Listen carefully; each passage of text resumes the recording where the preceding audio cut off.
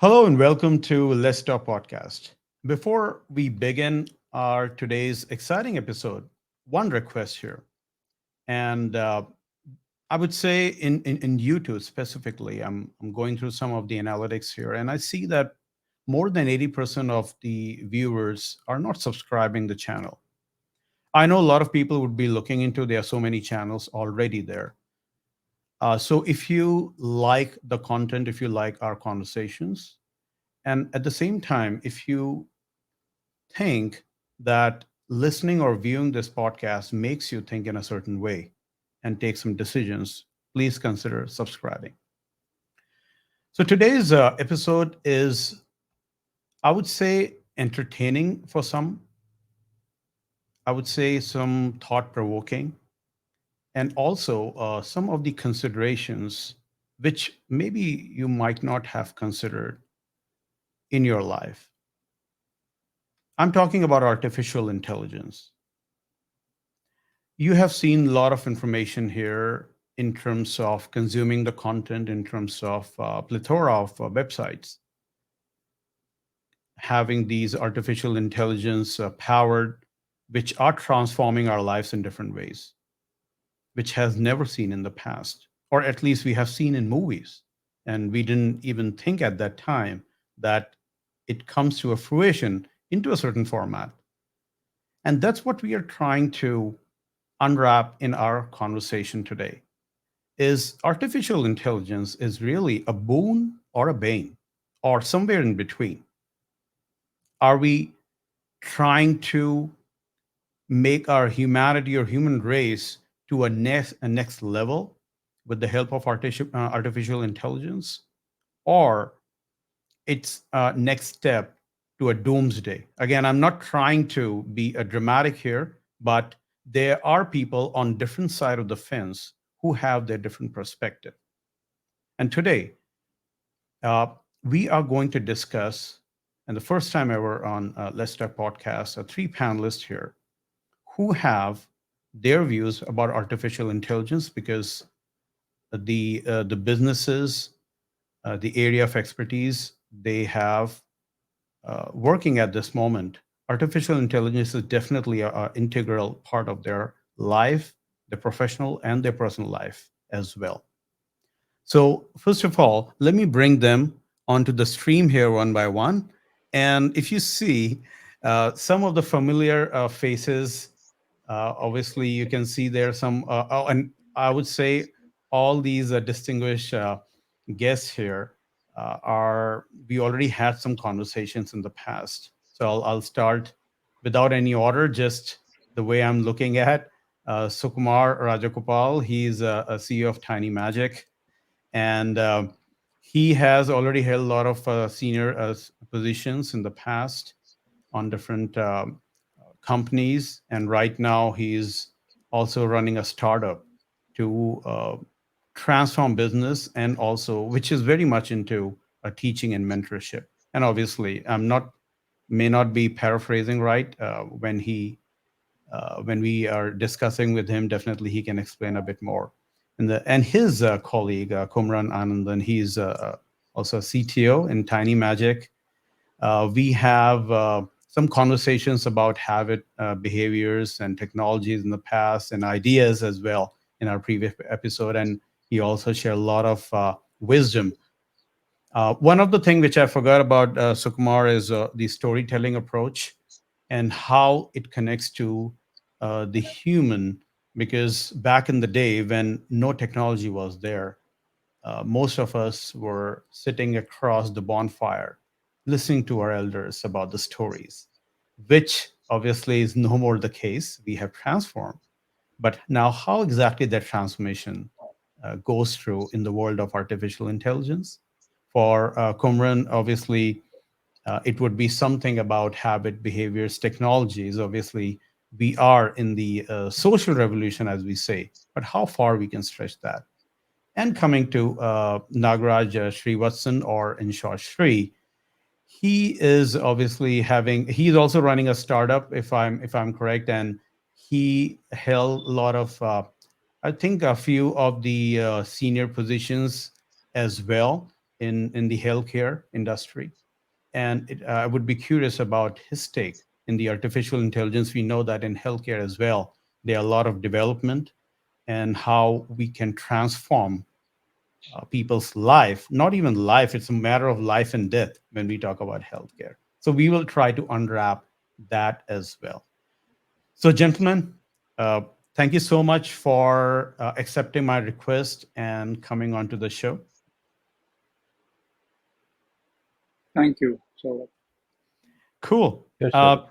Yep, definitely. Let's start with Sukumar. So you are very much into. We have seen like YouTube videos as well. How to make certain concepts pretty easy, a storytelling approach, and humanizing a lot of things and giving some analogies in order to make people understand certain concepts as well. Now, with the onset of AI, and we can just go to Chat GPT and ask, like, how do you explain these things to a kid or to a child? You get all this information out there. What do you see in that perspective? I would say maybe is that a threat to the people who have these kind of area of expertise, or whatever you would like to provide your take on the artificial intelligence? yeah, thank you, Saurabh. Interesting question. So, this is some set of experiments I've been running with ChatGPT. So, maybe I can give some examples. Yeah. And many times it left me stunned as to why I didn't think like that. Like 2 days ago, I did this, and maybe this is a good example. I often talk about this thing called prevention focus and promotion focus. These seem to be two ways in which people think. And I used to give this example, in fact, play a video of a cat and a dog walking through obstacles. The dog just runs through the obstacles, the pins are falling down, but the cat slowly moves. The cat represents the prevention focused mindset, and the dog represents the promotion focused mindset. Somehow, when I talk to people about this, I found that it doesn't quite connect that well.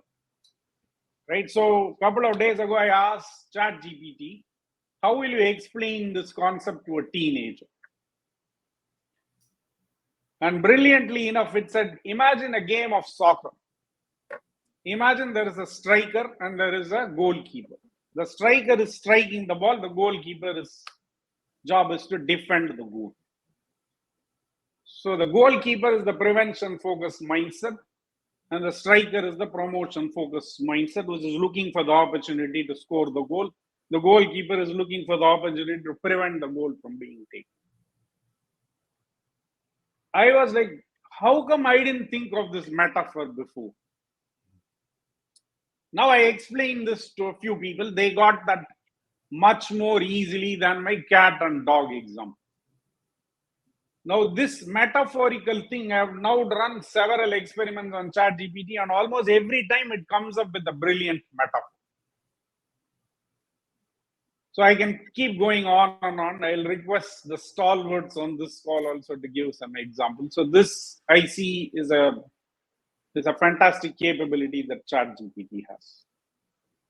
That's great. So I'll stop here. Yeah, definitely. I don't know. So I think you made a good point that Chat GPT definitely always surprises. And I was reading somewhere that the IQ level of Chat GPT is around 155, which is very near to Albert Einstein's IQ level of 160. And just to give you a reference for the people, the average human being has an IQ level of anywhere between like 80 to 120. So, in that perspective, you are literally talking to a kind of a person having that level of IQ when you're asking those questions. Yeah, it's sort of, I'd like to debunk that. I don't think that that's a very fair way. Actually, Sure. there's several recent research Mhm. written that you shouldn't be evaluating Chat GPT in standardized scores or an IQ test because it's not a fair representation of intelligence. See, it goes back to how Chat GPT works, and this they proved. If you looked at medical, it's supposed to be better than a doctor, right? That's one of the use cases which everybody has said. ChatGPT answers questions better than any medical doctor would do in a standardized test and exam. And they actually took this and took the standardized tests, which were before 2021, and asked ChatGPT to do it, and it scored very well because that's its training data. When they asked about it from 2022, it did not do as well, and it made lots of different errors.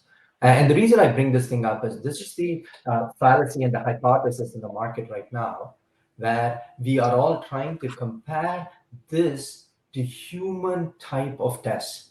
That's not Hmm. fair. Let us go to the genesis of this, because anything which you're doing, you need to understand how this works. And how this works is it's a large language model, which first you tokenize every aspect of a sentence and a language and from a word to a sentence to a book to streams of data in billions and billions. So that I call mapping the universe. And then the flip side is it then, based on that, when you ask a question, it is trying to zone in on this universe on exactly what it should be responding to. The core aspect of anything, ChatGPT and others, is it tries to predict the next word. So when you're trying to predict the next word, it is very important on what you're being trained on, how this output is coming. You need to understand the mechanics of this. Now, in Sukumar's example, metaphors, storytelling, these are age old, and there are wide body of knowledge available, and it is able to get the intent zone of, as he said, prevention focus versus promotion focus. It is being trained on that model. Now, let us say that there is a new model coming up. It wouldn't know that. And so you need to understand what the tool is and to be able to understand. Its IQ at 150 is in certain IQ test, but is that the right representation of intelligence? Because it's the same thing as when I talked to Gary Kasparov, and he said, I didn't lose to the computer because it was more intelligent. It just didn't have fatigue and made less errors. So that is a different aspect of it, right? So you have to really, one of the things I wanted to debunk in this particular thing is it is not this intelligence versus non-intelligence in humans. It's a tool. You need to understand every aspect of the tool, the genesis, the making, the hallucination of this. It is used for more creative things, like what Sukumar did. My dad used it to create and ask for names for the blog. It's a great place because it's a good place to start. My son used it to get the right logo for him and his fiance's wedding by giving it a set of aspirations. It's all very good because you don't are not zoning in on an absolute answer. So Hmm. statistically, when you get something which you are not used to, you get surprised. That's human aspects to it. But when you start to apply this into much more quantitative and qualitative parts of it, like healthcare, as you said, when you introduced and said it's life and death, you Hmm. need to have much more guardrails on four things. You need to know what it was trained on. You need to understand that because you need to make sure that it has the right training data and you remove the bias. You need to know what the intent zone is. So, what you're asking, you need to also know its output. And then finally, you will have what we call human assisted. You're only assisting the human with these things. And at the end of the day, in healthcare, we have the human make the choices. So think about these tools as enhancing your productivity, not replacing, bringing you into a different zone. But you cannot absolve yourself from the choice that you are in the middle deciding whether to take it out or not. And that's what is important. And so sorry for interjecting on it. I completely debunk this notion of thinking that you should compare it to Einstein and medical. That's a very flawed way of looking at this. No, Sorry. definitely appreciate the clarification. I think that's how we learn, right? And you rightly mentioned. So I have a follow up question. Now you mentioned about it. We can consider AI as a tool.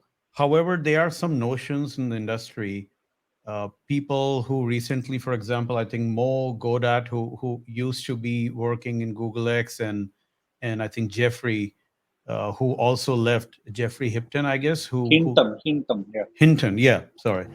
So they had their concerns about what they mention on a higher level is that the way how our neural system works, right? The learning capabilities, the human cognitive, like when a child try to learn certain things, it creates a different, a kind of a new neural system around it, and they understand that this is how the thing works, and this is what they are seeing as well in some of these AI based initiatives, and they have some apprehensions that it should not. I mean, obviously, the way how the AI is working at this point, it is much faster and obviously doesn't have those demerits which a normal human being would be having, as you mentioned about the tired or fatigueness and all those things.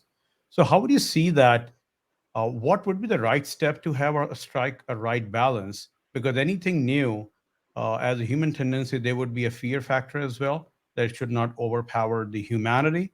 But at the same time, how we can contain that it can work an excellent tool rather than eliminate humanity, it will excellent and humanity thrive on that. So, what's your take, maybe Shri, to take Yeah, from there, and then we I'll can go to start and I'll Kumaran. definitely hand it over to Kumaran.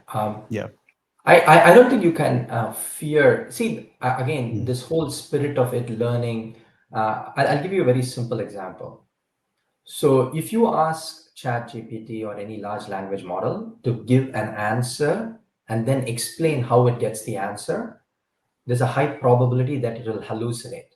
The human beings, we get an answer and then justify what exactly is the way in which we would go about answering, right? That's how we answer tests, medical tests, IQ test. We Mhm. write the answer, and then if somebody asks how did you come to the answer, you explain it out. In ChatGPT, when you ask it to tell the answer, it guesses an answer, and then it spends a lot of time justifying the answer, whether it's right or wrong, because it's given you an answer. Okay. Mhm. If you ask ChatGPT and others to explain how it is going to arrive at an answer and then give you an answer, it actually gives you the right answer many of the time. And this has actually been proven through multiple different well-published papers. Why am I saying that? Because learning, as we see, has evolved. Initially, learning was about rote. When we were in India, we learned all the shlokas by heart because that was the Mhm. way, and that's how we learned. And that was learning. An erudite person was one who knew all the 1,000 verses of every holy text, and he could retain. That became irrelevant when we started to write.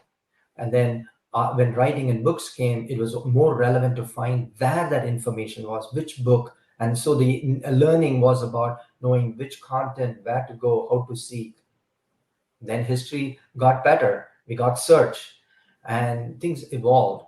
This is just another tool. Where we are in our evolution is that this will give you a buddy who is always there for you. Why did we have teachers? Why do we have coaches? Why do we have mentors like Kumaran in this? Because they bring in a wealth of experience and expertise. Are you going to say that Kumaran is a threat to us? No, we want those types of mentors to help and teach and coach. So why would you then be afraid of a mentor who's going to aid you? But it's again in mentorship, and I love to get Kumaran's task. It's not everything he says a mentee gets immediately to do. They synthesize, they analyze, they contextualize, they make this their own.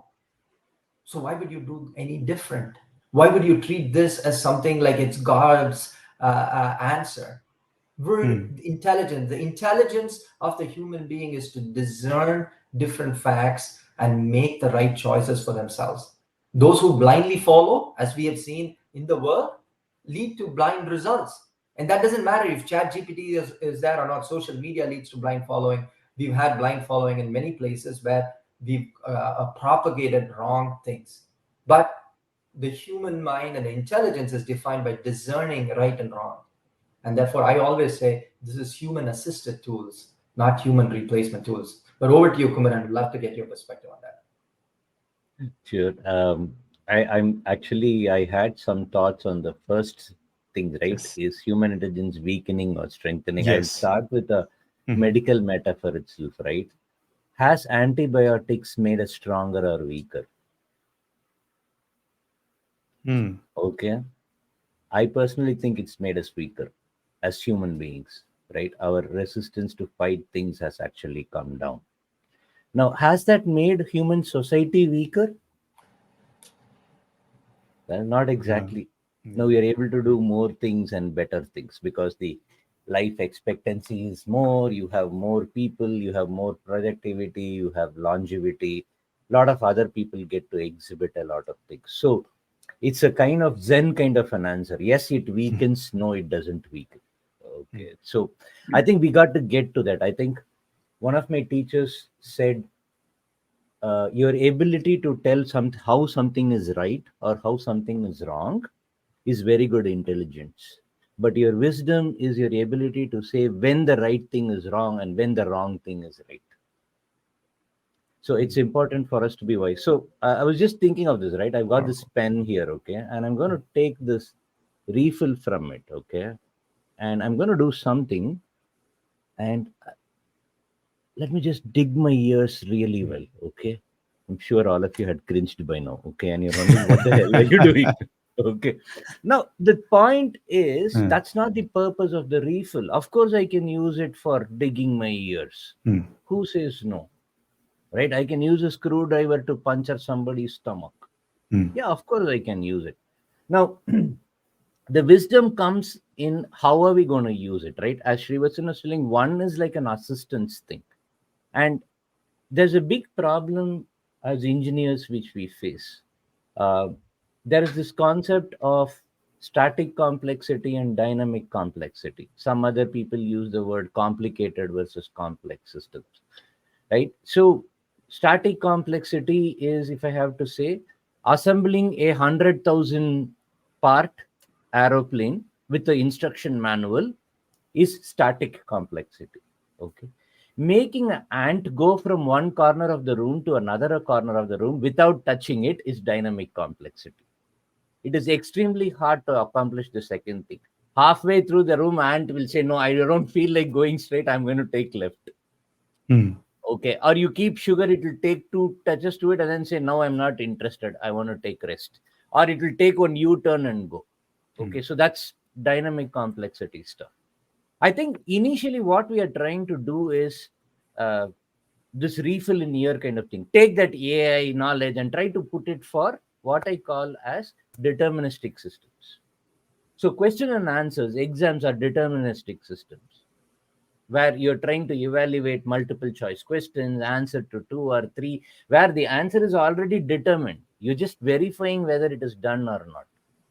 Okay, Hmm. you can try to apply it there, but it's not a very proper use of that tool. Now, there are dynamic complexity systems that exist in the world where it is hard to say. For example, um, if I ask you, how are you feeling? There are 100 different ways in which you can answer. There is no right or wrong answer. How do I get what Saurabh is actually feeling? What is the next question to ask? That becomes a probabilistic problem. Those places is where we should think of applying AI. Today, we are not even trying to solve that. Hmm. Today, the engineering, that's why when you have a chatbot, the existing chatbots never took off. Why? Right? I kind of say, my package didn't come. Please ask your question again. No, my package was not given to me. Hmm. Okay, my package is missing. Okay, what it is telling is package not delivered. If you don't give that, then it won't move forward. Okay, so things like that is where it is needed. But let's say a screen is there in which I will say, click here to add to cart. You don't need an AI system. It's very deterministic. Add to cart or not add to cart. So, what is the kind of problem that we want to do? You want to total the order of a hotel bill. You don't need AI for that. Hmm. Got it. So, so I think it is about very important to understand that AI capabilities needs, if we can start looking at it for probabilistic and dynamic complexity systems, we will find a better match for it. If we start doing it for deterministic things, then so either I can start using it for deterministic things, and as a human society we become weaker, or for the probabilistic systems, go try apply it, which is even more harder to apply the Gen AI solutions, we can become stronger on the whole. So it's how wise we are determines whether it's going to make us weaker or stronger. Or Yeah. do you want to be intelligent? Sure, go ahead. Yeah. Be Yes. intelligent. Yeah, I think uh, that's a very good point, and that's what I was trying to bring. One point here, as you mentioned, that it's pretty much a dynamic. That is where one of the core values comes into the picture, and as Shri mentioned, that it can be another tool to enhance our lifestyle or overall whatever the humanity is trying to achieve. And Sukumar also mentioned about some of the amazing ideas on the chat GPT and how exactly we can further enhance that, taking it, which obviously require a certain level of human touch Yeah. on there. So now, Sir, just wanted yes, to add one thing to Kumaran's yes, please. thing, because Hmm. I concur with Kumaran and I Hmm. differ with Kumaran. And so the way I concur with Kumaran is Hmm. the second point he made. Large language models are a Hmm. probabilistic system. It is based on statistics, right? And statistics and probability is what drives the model. That is the core function, and I totally agree with it. Hmm. But it is not, therefore, hypothesized that the next iteration is it is to be applied to only probabilistic problems and not statistical problem or deterministic problems. The reason is, if I give large enough data and the deterministic universe is finite, then I can use it for it. And that's why I applied it to medical language programs, and I applied it for SAT scores. And I think that's a deterministic universe with Hmm. deterministic stuff. So statistically and probabilistically, I can make that happen. So I just wanted to make that very Hmm. important nuance, because I think it gets lost here in this dialogue that, oh, okay, deterministic, you don't need. Yes, I don't need AI to add a total of a bill, but I do, and I can use AI for deterministic problems which have a finite universe of training and a deterministic output, like chess, like this, where there's deterministic outcomes and stuff. I can absolutely apply it.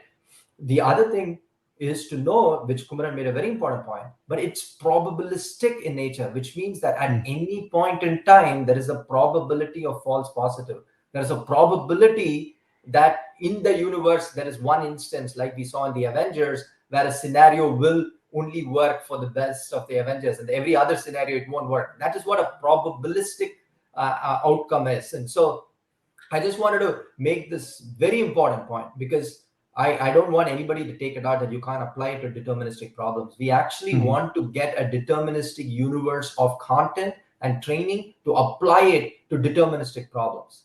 But understanding that the core part of this is probabilistic is the most important. Got it. Okay, that definitely that makes sense.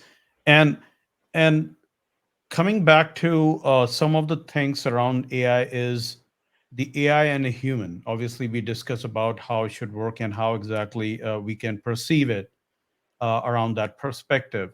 Now, when we talk about the AI, obviously we are in different generations. We learn few things, and as a human, I think we also discussed that sometimes we are forced to learn that also create a habit of critical reasoning or trying to learn from our behaviors.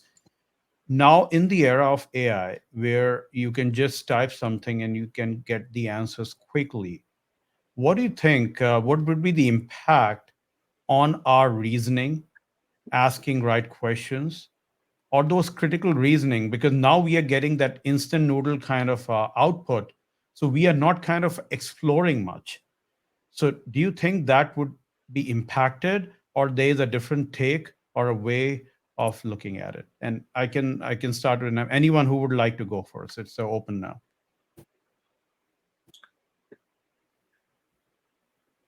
Um, So learning Good. from behaviors, and Sukumar, I'd love to get your thing, right? Because I want to tee you off in what like tiny magic. So for actually right now, many of the AI use cases for personal use, ChatGPT, is to change behavior. So for example, you wanted to run a marathon.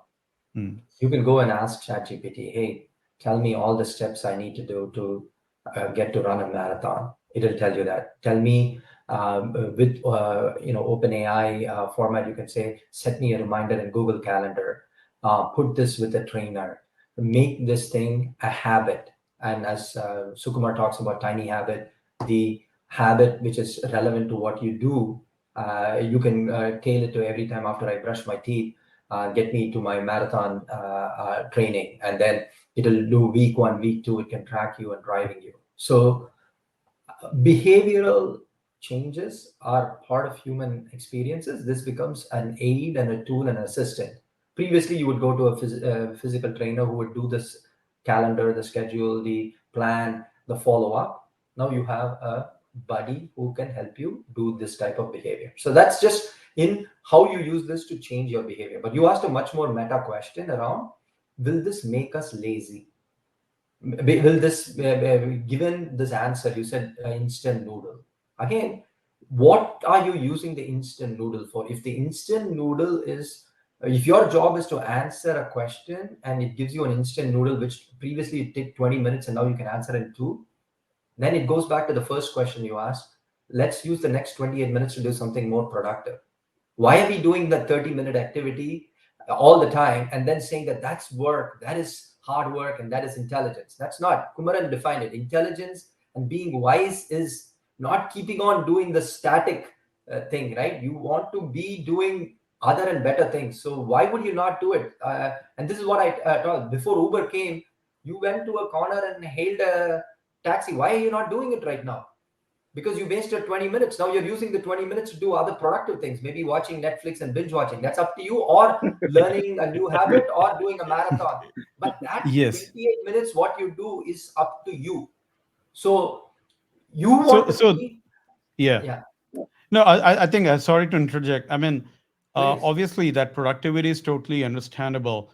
One of the essence of the question is also towards the newer generation when they try to kind of, for example, as you mentioned about the marathon. If you ask a human being or a mentor, they might ask you a few more questions, like just to understand like where you are going for. I mean, it's just a regular question or just try to dig deeper. That is one essence of that how you have that conversational, which obviously you can do in these generative AI up to a certain extent. But in terms of developing that, I would say the curiosity or reasoning from the kids' perspective, like because now obviously the assumption would be that they would be more exposed to AI as compared to our generation. So, what's your take on Yeah, that perspective? but this is like this, right? Hmm. Can you relate all of the aspects of periodic tables? We all learned it, right? I learned the Mhm. periodic tables. Now I've forgotten. Now the kids don't learn the periodic tables by rote, right? But are my kids any less in discovering chemistry things? No, they understand the nuances of this and the mechanics and then do it. Are you saying that the next generation has created less creative work than our generation? That's a fallacy, right? I mean, Hmm. there are enough of scientists and thinking and all of that. They're using simulation and modeling, and they're using different aspects of it to further it. So again, I will go back to defer to Sukumar. This is Mhm. not a perspective of AI. It is a perspective of the human. If the human wants to use the 28 minutes to binge watch and dumb it down or whatever you want to do, that's up to you. So I'm not talking about productivity. This one, if it connects multiple meta things, you can do much better. I'll give you a very important example. My dad writes a blog. We use ChatGPT to name the blog, and it did ask a question. Because it was a blog, it gave different ideas like treasure chest, vault, but it was a dialogue, and it even actually said, hey, vault is not a good thing, it will be confused with other things in the blog. Use treasure chest because that elucidates your age and what you're doing and the wisdom you want to give. So I want to debunk some things. Certain things can be interactive. It all depends on what you want to get out of it. It's the same thing. When the knife came, when the wheel came, initially people thought it will destroy society. It improved it. When fire came, you can use fire for good. You can use fire for bad. You're not shying away. Why you not use? You should stop using fire. It causes incendiary and it causes chaos. We just had no. You have to know how to harness the power of this. Are human beings better with fire? Sure. We've learned how to harness it. We've created steam engines. We've created things which have taken the power of fire to propel us forward. The same thing over here. But Sukumar, on the behavior and habit, would love to get your perspective. Sure. No, I think it's excellent discussion. I wanted to touch upon a few things, but maybe I will take it a slightly different direction. I've been studying disruptive innovation. I mean, this is what is my thing. Like 1,000+ disruptors I study. So, and one of them that really I'm inspired by many innovators, but one Indian innovator that I want to talk about in this context of ChatGPT. There's a person by name Geeta Manjunath who runs a company called Niramai. Okay, she spotted a disruptive innovation opportunity in breast cancer screening. Now, those of you that have women in the family that have gone through mammography, you will know how painful it is. It's extremely painful. My wife went through it and she was like saying, why do women have to go through this pain, right? Your breasts are squeezed between two plates. It's expensive equipment. There are very few specialists available. And simply in many geographies, there is privacy issues. You cannot take out your shirt. Men may be looking. There's all kinds of problems. So I interviewed this Geeta Manjunath and she said, this is the extreme objective she came up with. She said, I want a no pain, no see, that is nobody should see, no touch, nobody should touch me. And she said it should be frugal. No pain, no see, no touch, no pain, frugal system. So I took that extreme objective, I described to ChatGPT the mammography problem and I gave it the extreme objective. In 30 seconds, it came with the thermography idea, which is what Geeta Manjunath came up with. Now, it literally made me shift out of my chair. I didn't fall out of my chair, but pretty stunned to see that it would come out with that idea right out of the bat. I didn't even have to coach it further like I had to usually do. Hey, I don't like this idea. Can you give me something better? Straight away, it gave me that idea. So if you tie up what Srivatsan, Kumaran have been saying, probabilistic creativity is at the highest extreme of all these behaviors, right? What is creativity? You have to create something that didn't exist before. And I first didn't think that ChatGPT would be able to contribute to that. But over a period of time, I realized that it has an enormous ability to connect the dots between the various things it knows so quickly that it will be very difficult for human beings to do that. And creativity and innovation is what everybody wants. Now, here is a tool that can aid the human being. It's not going to replace the human being, because this thing that Kumaran and Srivatsan mentioned, which is the ability to discern whether something is right or wrong. We still need to do that. For example, since Geeta has done it, I know thermography is the right solution for this problem. But if I didn't know that, what would I do? So this ability to discern things is always going to be with the human beings, and which means that the tool can only be an aid to us, an assistant, a buddy, or a mentor. Those kinds of roles is what it is going to do. Exactly. I believe that that is the power of it. But this is extremely powerful. So as you mentioned about this example that ChatGPT get into this idea, and then obviously that is one of the things which not only saved a lot of time, that also expedited the next process, which otherwise would have been taken maybe months or years on that part. Now, so far, obviously, we are talking about what is a right in a certain way, of applying AI and how we can use it as a tool and how we can be productive, or what is the right perspective to look at it. At the same time, when I started off that, obviously there are two parts of it. And I'm getting into some of the things called the ethical AI. So there are conversations about when we make these language models, when we try to provide this data, it comes into a lot of flavors, which means that if we say that there is a certain way of learning and try to feed that data, and if it's coming from, for example, that what is ethical, maybe in terms of United States it would be a certain way, in terms of China or Russia or India it would be a different way.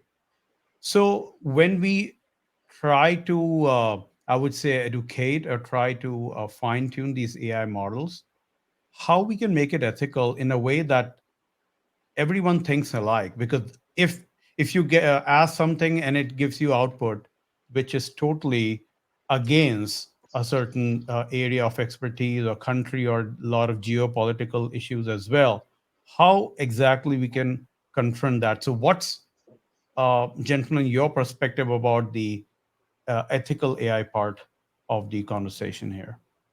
Yeah. So Saurabh, Hmm. I go back to how's the product made, right?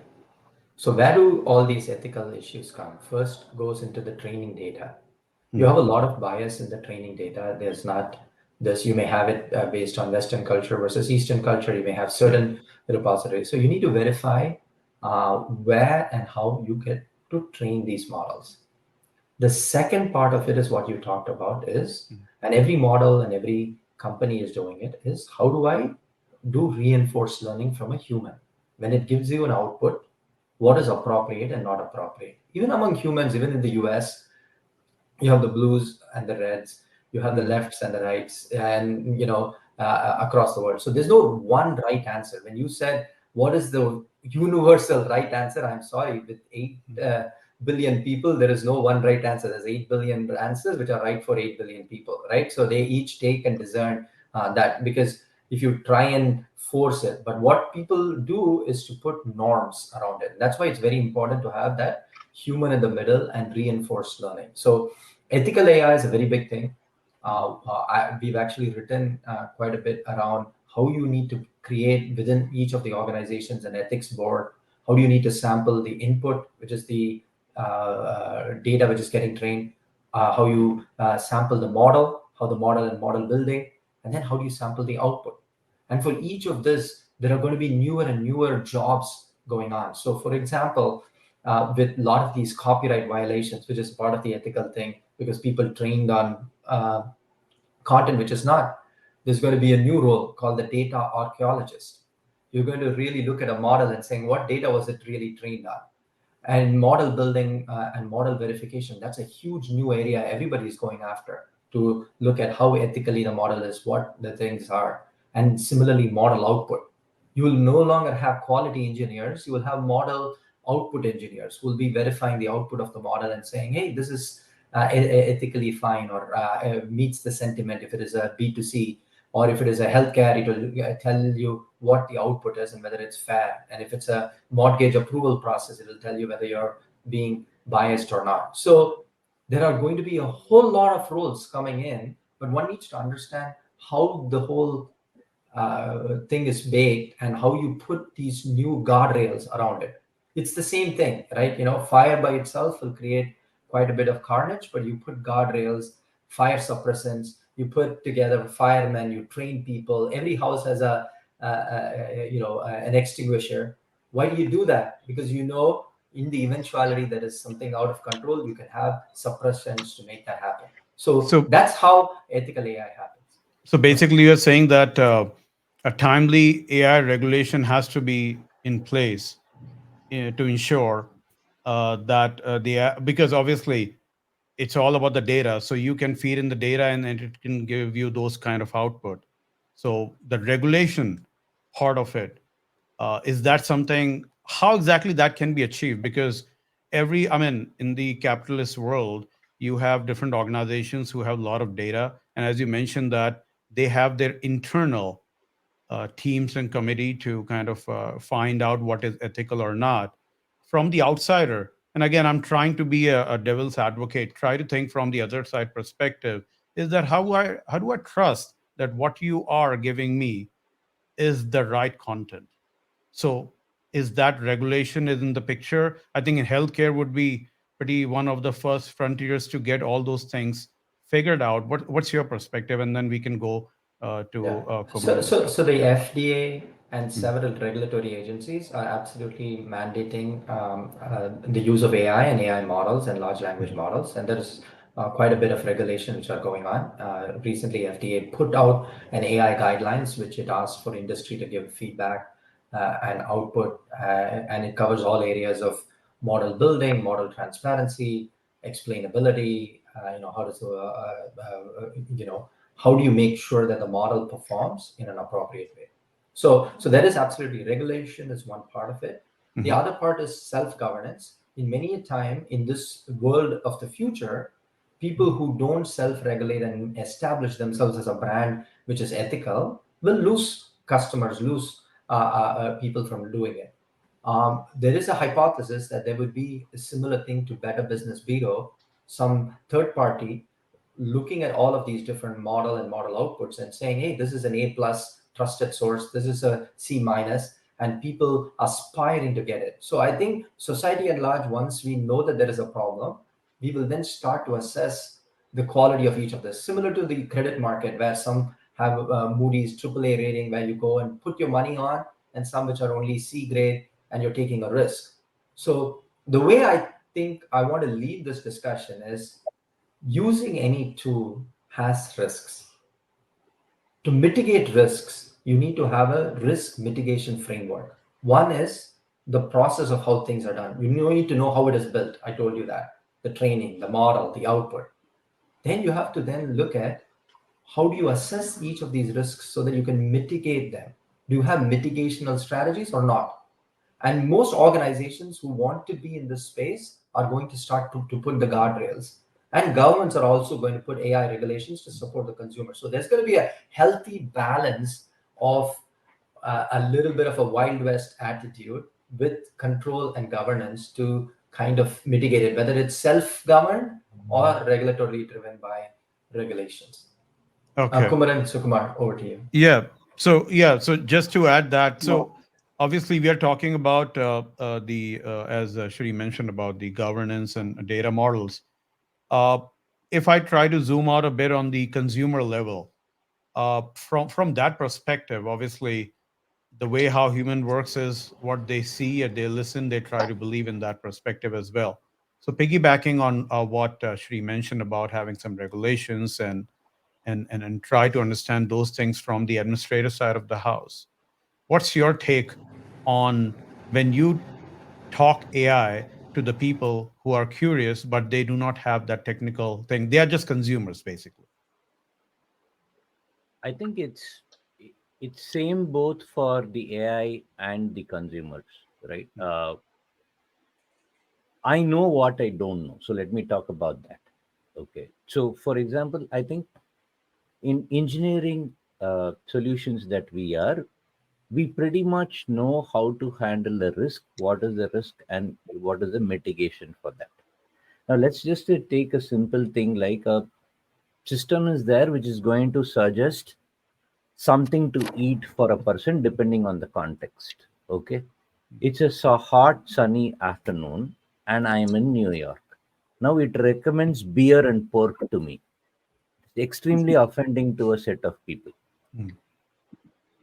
Okay, now is that where would that come in? Is it just a error, cultural difference, or is it ethically wrong? Right?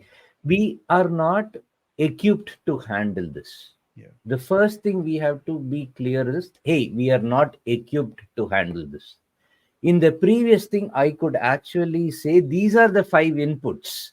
One of these combinations will what go to the end user. Now I don't know what will actually go to the end user. I haven't, as solution providers, as customer support executives, we haven't had that thing. It is The closest analogy we have experienced this is probably the call center people, where you have the call center person answering the customer, right? Where you have somebody listening to them, what are they answering, like that. I think that space is where we have closest got to this, because you don't know how the person answering the call is going to take. There's an emotional verb, tone, multiple things. Now and this is not all AI, right? Again, this is for LLM stuff. For other things like demand forecasting, that follows a different kind of rules. So And there just we to, are. sorry, so you said LLM. Just want to make sure that people understand who do not know. If you can kind of expand to it. Okay. Yeah. So when I say AI has been for Mm. artificial intelligence and machine learning has been there for quite a number of years, at least Yeah. 5 to 10 years, it has been in there in different forms. So if there is a error detection thing that happens, there is a model for that. Mm. Edge detection in an image can be done either with pure graphics or with AI. Now, those things are models are very stable. Their accuracy is fairly well mentioned. Where we are having even more challenges is around the language models. So there, what are the many different language models which predict what we think and what we can do and how we are trying to apply it. Now this challenge has become higher. So I don't have an answer, but all I know is I'm not equipped enough to handle it. Acknowledging that is actually very important. Yeah. So you agree And, that is one of Kumaran, but the concern. Yeah. yeah, Go ahead. just one Mm. Kumaran, the example you used, I want to differ, right? Mm. So Yeah. when again, we have to go back to how large language models work, right? Mm. If you just ask, give me what is a dish for hot weather in New York, it giving you pork or beer is part of the intent zone. It's like asking what's the weather in US. It doesn't Correct. know whether US means California or New York. It doesn't know this. So when you ask a hot weather in New York, it doesn't know whether you're Hindu or Christian or you have certain Mm. things or predications and biases which you think is appropriate and inappropriate. And this happens in any system. When you go to a verb, it Yeah. doesn't. A web, it doesn't know you. It is going to give you generic answers. Even in search, if you ask the same thing of Google, you'll get the search answer. But the Correct. point you made is an important one. Is if you tell you have a very clear intent, and that's what is very important in large language model because it's trying to predict the next word which is suitable for you. The only reason it can predict it is if it knows about you or your intent, and that is where is very important. We have to emphasize, Saurabh, is that if you tell the intent. So if Kumaran had gone and written the intent and said, "I am an Indian, I'm a vegetarian, I don't drink, I'm a teetotaler, and I'm in visiting the U.S. Open, and it's a hot day at 95. What do you think you would recommend?" I am sure it will tell have a nice Arnold Palmer or a lemonade, and you can get a nice pizza margarita, which is right next to you. Because people know the intent. And the reason I say that is again, this goes back to Kumaran made a very point, right? We have to assess the risk. If you go and ask the bird, tell me how does the universe work?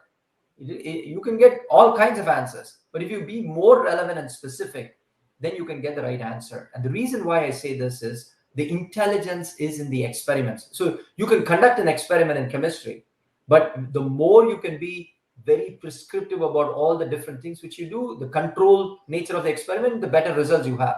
The same thing is with this. If you tell your intent and what you want to do, like Sukumar does, he gets awesome results because he's told the intent and you get that. And so we have to understand how this is made, and the key part of this large language model is to get the intent zone correct. So yeah. Sukumar, So yeah, yeah. So before going to Sukumar, so I understand that the part. But one thing would be that, so it seems that we should be equipped with asking better questions in that perspective. Like when we're yeah, interacting with these maybe generative AI, then we cannot ask generic question. Now, from the end user, how do I know that what would be the intentional question to ask? As you mentioned, this is one of the example.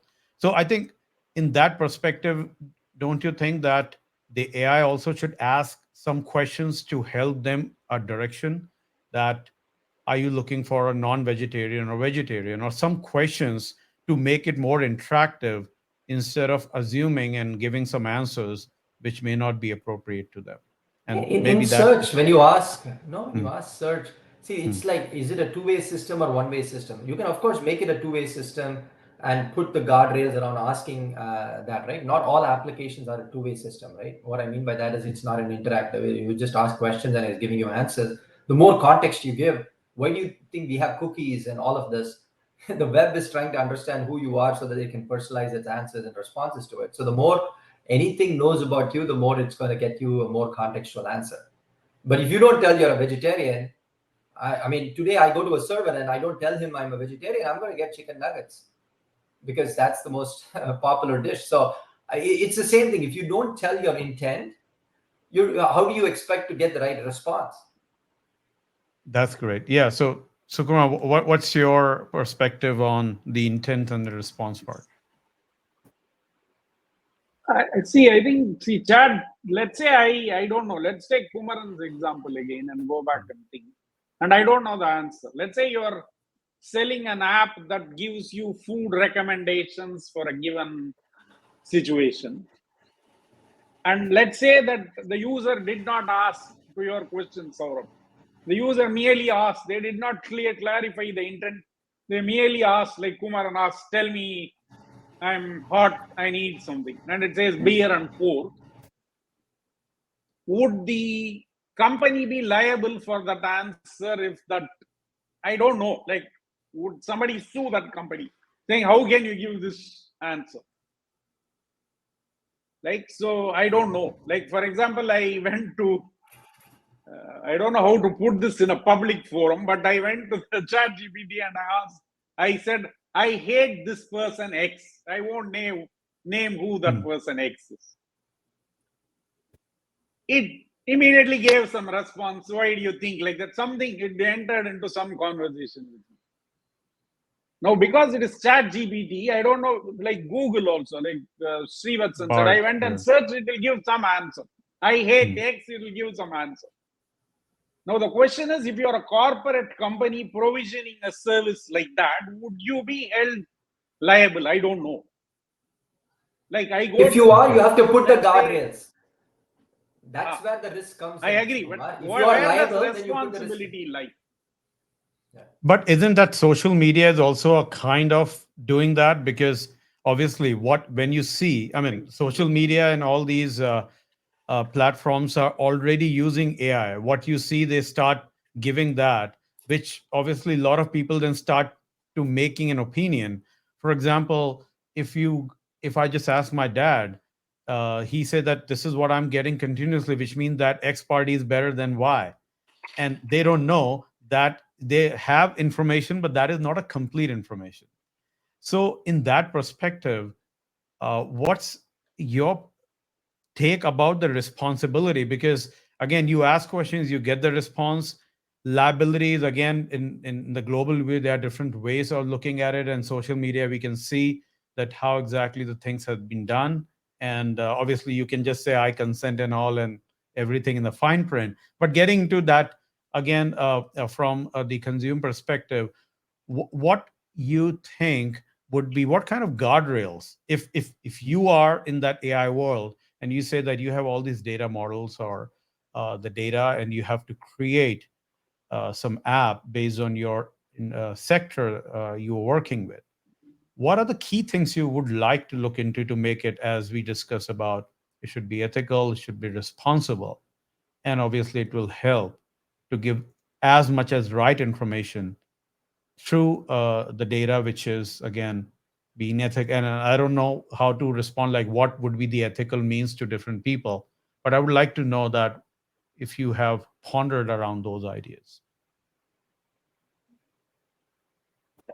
You're asking me, or who are you asking? And you can go, you can start if you said yes. I'll request Srivatsan. I think he is. Okay, sure. Yes. Things he has done in healthcare. Maybe he has. Yeah. Yeah. See. Yeah. As Sukumar said, when you are an organization and you are entering this space, you will have to make sure that you're covering all aspects of the risk from the space. So that's the first part of it. Has to be a risk framework for the application and the output of the application. You cannot just put an application out there and say, okay, it gave something.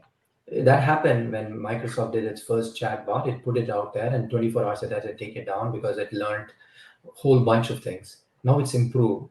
It has put guardrails. That's why if you go to Bing, you only get 25 responses because it doesn't want you to keep learning and putting it. OpenAI will give you a lot more to doing it. So as you start to build these models, there is a risk framework you have to evolve. The risk frameworks comes through two things. One is a regulatory risk framework, because there are no strong regulations in healthcare and life sciences around what you should do, how you should make sure that the public or whoever is consuming this is not offended or satisfied, all the way from ethical to the bias to this. And you have to prove that. Is that fairly airtight? No, it's an evolving regulation. So as you start to do more and more and more, that will improve. So that's the pressure from the regulatory side. But also companies have realized that in order for them to be relevant to their consumer, they have to give a sense of assurance of their product.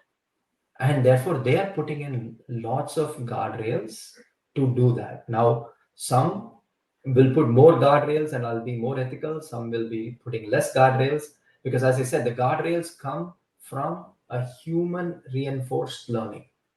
Anywhere you get an output and then human reinforcement says this is good or bad, and then you control it. So there are two ways of controlling this. One is the risk framework, which you as any organization have to do, conferred from a regulatory standpoint, which is external and internal. If you can adhere to this simple equation, then at least you will have a starting point to answer the question that you all asked. Am I ethically building this? Is there bias? Is my output fairly certain? Am I deterministic or probabilistic? Where am I going? So you could be having a lot of transparency. So that's what is now going on. People want to know transparency around what you did and built. Okay, so that is the more transparent you are, the better you can ensure that that trust comes in. The less transparent you are, the less trustworthy you will be. Kumaran.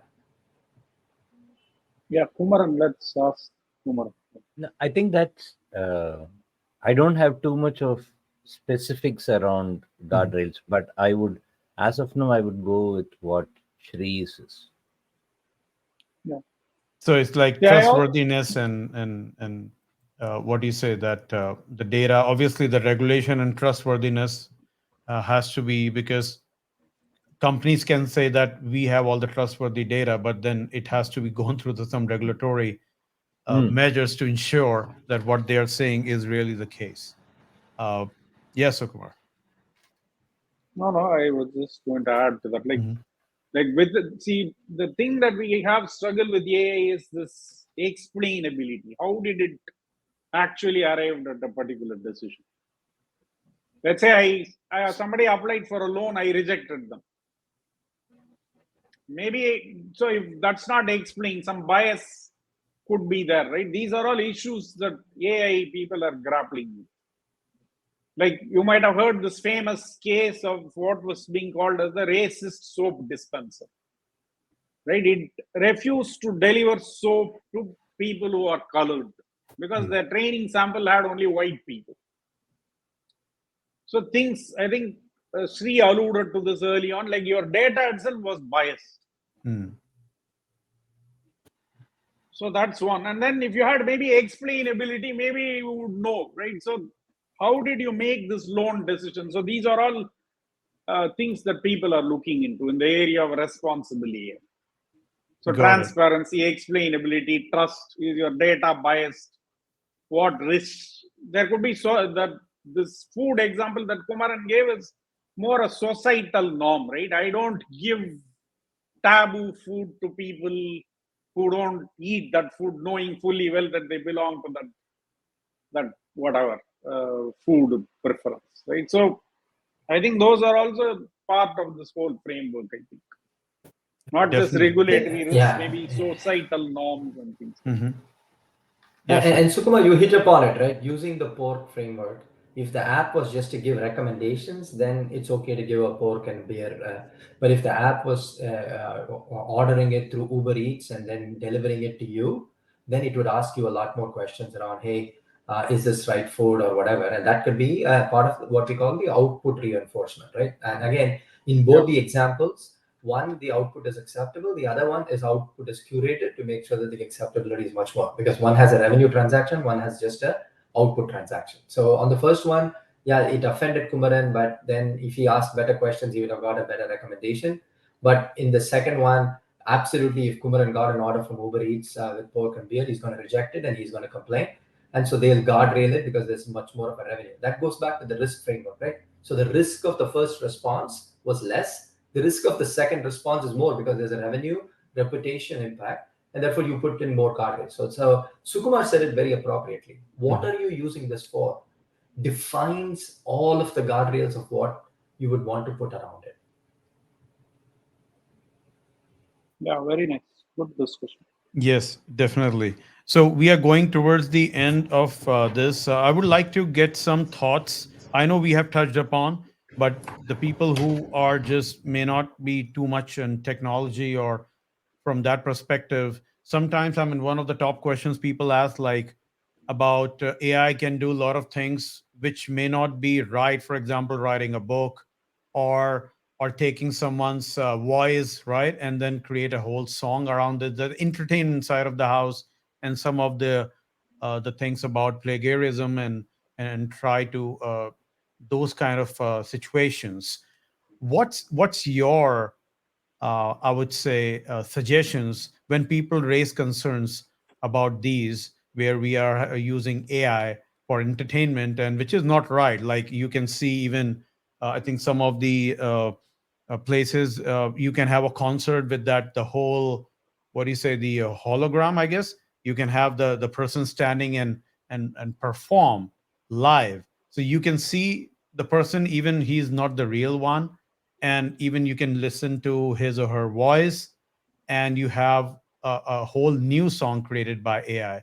So when these things gets into the conversation, what each of you would like to respond to make sure that people understand in a simple language? Yeah.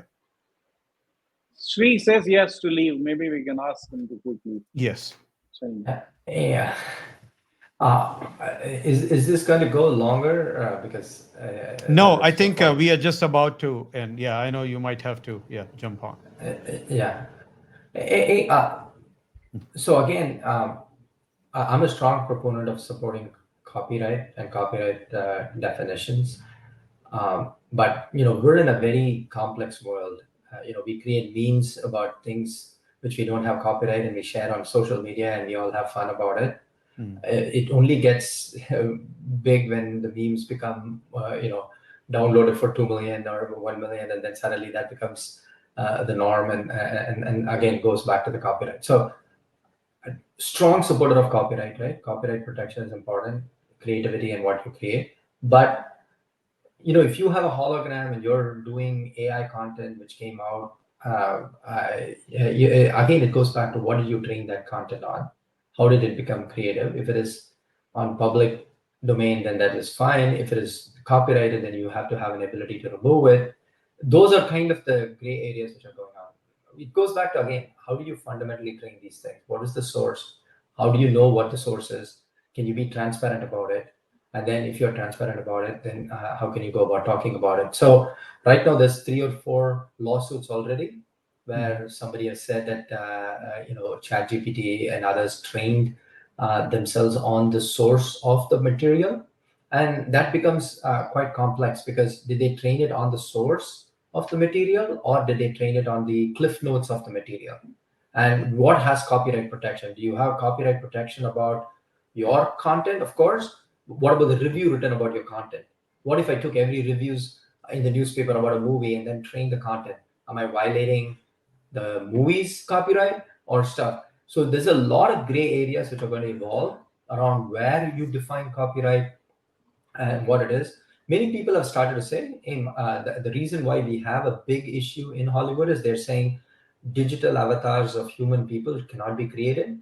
So they don't want to take an extra and then create 1,000 extras and then create a movie and this. So humans are trying to protect that interest on where certain things will violate what they will have to protect, and in certain areas, laws have to catch up because there's a lot of gray area in how these models got trained. Yeah, on a human side, definitely that would be scary if you see that one of your artists is performing or maybe just calling you and you think that that is the person, which is actually is not. And that may have some long-term repercussions. And I totally agree from that perspective. So I know, Shri, if you would like to hang on for a few minutes, you can. But if you want to drop, you are feel free to do so. Quickly with Kumaran and Sukumar about these parting thoughts about, in a way that, what would be your future of AI from your perspective, and how we can be ensuring that it has to be ethical, responsible, and has a right guardrail, which only flourish the humanity and not something which cause more conflicts in the future. We got to practice being wise more. Mhm. That's all I have to say. If you want to Okay. do AI solutions, you have to practice more. Every time you say this is good, ask what's bad about this, and then it says, oh, this is bad. This is what is good about it. And I think if you have this framework, we'll be in a better place. We got to get deeper and more specialized in that, becoming wise.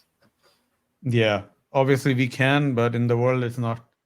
If that would have been the case, we don't have wars and the way how the things are working. It's a human thing, AI but I makes it understand it from harder. that. You have, it makes it even more compelling to build that capability.